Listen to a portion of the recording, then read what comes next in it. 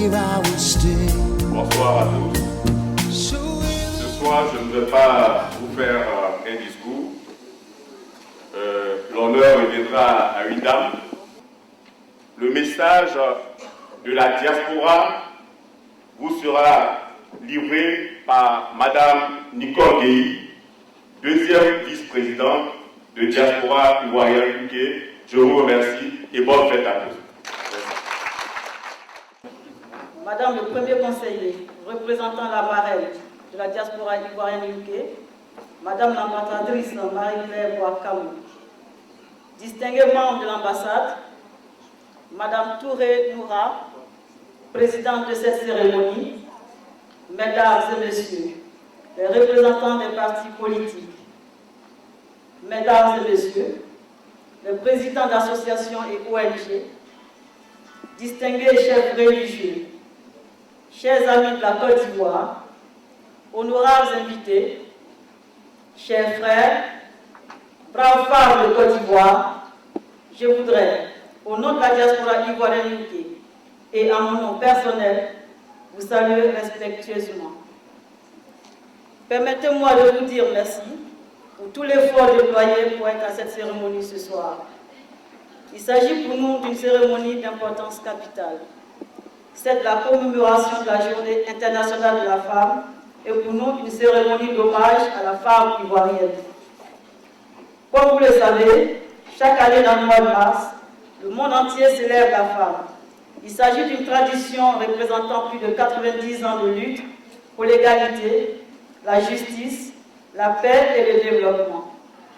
Et si nous sommes ici ce soir, c'est pour prolonger, d'encourager et de continuer la lutte engagée pour l'égalité des droits. Certes, on pourrait se dire que des libertés ont été conquises avec la contraception pour toutes, avec le droit à l'interruption volontaire de grossesse, le droit de vote pour la femme.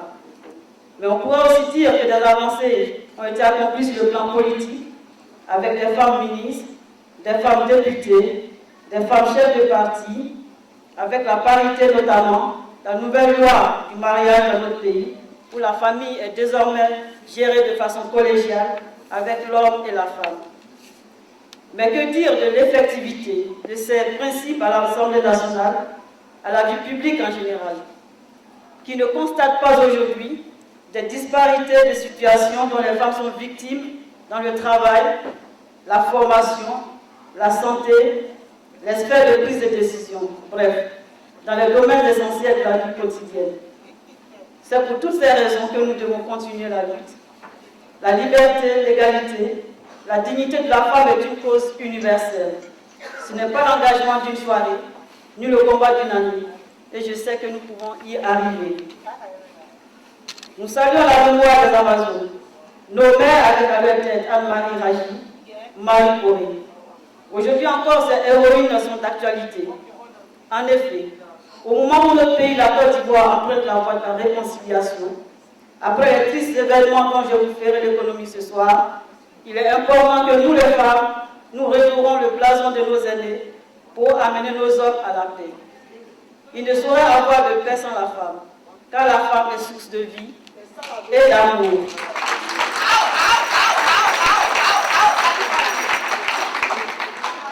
Ce combat héroïque entamé par nos aînés est d'autant plus d'actualité face aux vicissitudes de la vie européenne.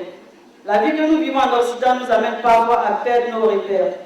La femme est tiraillée en son rôle de mère et donc de protectrice de la famille et celui du travail pour assouvir les besoins de la famille. Ce double rôle nous amène à un triste constat. Aujourd'hui, ce sont près de 25% de nos enfants qui croupissent dans les prisons. À quoi cela servira d'amasser des millions de pounds et de voir ces enfants cloîtrés entre quatre murs? Nous femmes, nous devons faire notre état de conscience pour redresser la barre. En ce qui concerne notre association fêtière, la diaspora ivoirienne UK, elle a déjà commencé le travail de redressement de la barre. En effet, la diaspora a organisé en son temps une conférence publique sur la délinquance juvénile. Cette conférence avait réuni les maires de différentes communes, des psychologues, des spécialistes en matière d'éducation. Les résolutions sont contenues dans un rapport que nous allons diffuser incessamment. Nous devons continuer la lutte.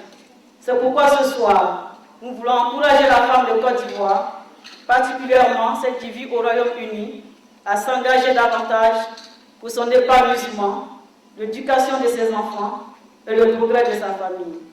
Car quand la femme réussit, c'est toute la société qui progresse.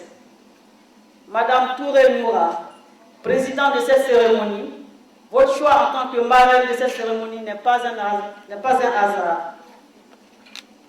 Vous êtes une mère, mais aussi vous soutenez un grand homme dans sa carrière. Votre mari est un modèle pour beaucoup de générations. Comme on le dit souvent, derrière un grand homme se trouve une grande dame. Vous êtes une grande dame, Madame Touré Noura.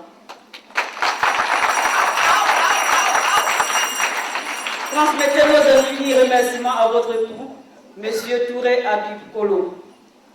Madame le Premier conseiller, soyez notre interprète auprès de son Excellence l'ambassadeur et son épouse pour leur soutien à la diaspora ivoirienne UK.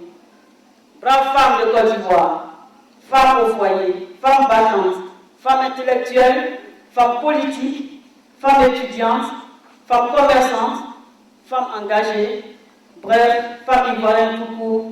Cette cérémonie nous est dédiée. Bonne fête à tous. Je vous remercie.